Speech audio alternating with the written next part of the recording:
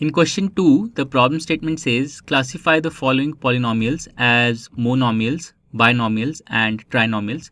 Which polynomials do not fit in any of these three categories? So let's first talk about what these three terms mean: monomials, binomials and trinomials. Monomials are expressions with only one term, binomials are expressions with two terms, and trinomials are expressions with three terms. So we simply have to check which of these expressions have 1, 2 or 3 terms, and which of these expressions have more than 3 terms. Those will be polynomials that do not fit in any of these three categories. Okay, so let's start. So the first expression is x plus y. This is a binomial because it has 2 terms. Then the second expression is 1000. It has a single term, so this is a monomial.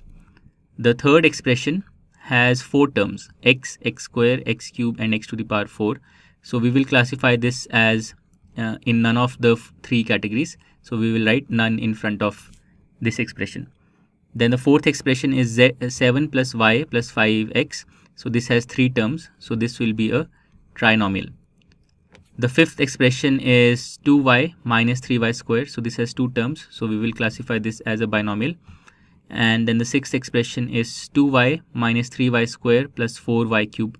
So this has 3 terms. So we will classify this as a trinomial. Then the seventh expression is 5x minus 4y plus 3xy. So there are 3 terms in this expression. So this will also be a trinomial. The eighth expression is 4z minus 15z square. So 2 terms. So this is a binomial. The ninth expression is ab plus bc plus cd plus da. So it has 4 terms and hence it does not fall into any of the three categories. So we will write none in front of this expression. Then the 10th one is PQR, so a single term. So this will be classified as a monomial. The 11th expression is P square Q plus PQ square, so 2 terms. So we will classify this as a binomial. And then the 12th, the last expression is 2P plus 2Q, so 2 terms. And hence this will also be a binomial. So among the 12 expressions, we have 1, 2, 3, 4 and 5 binomials. We have 2 monomials and we have 1, 2, 3 trinomials.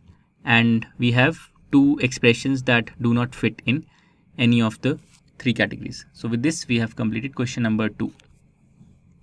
To learn more about how QMath can help you crack school and board exams, explore QMath Leap, a live online classroom program run by highly experienced and committed teachers.